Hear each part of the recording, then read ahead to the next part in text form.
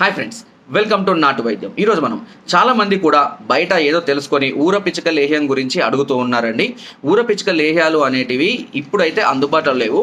కొన్ని ప్రాంతాలలో, కొన్ని రాష్ట్రాలలో కొన్ని కంపెనీలు వీటిని ప్రొడ్యూస్ చేస్తున్నాయి.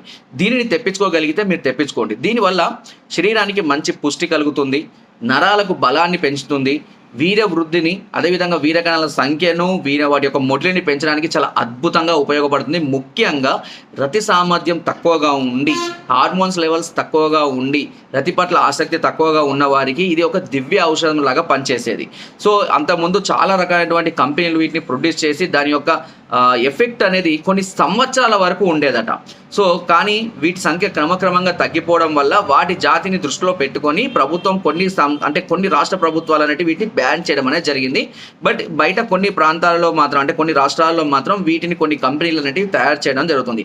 మీకు వీలైతే మీరు దొరకబట్టుకొని మీరు తెప్పించుకోండి. సో దానివల్ల ఎలాంటి నష్టం అయితే ఉండదు, 100% మంచి ప్రయోజనం అయితే ఉంటుంది. అడవి ప్రాంతాల్లో కొంతమంది దొంగతనంగా వీటిని తీసుకొని వీటి మాంసాన్ని కూడా తింటూ ఉంటారు.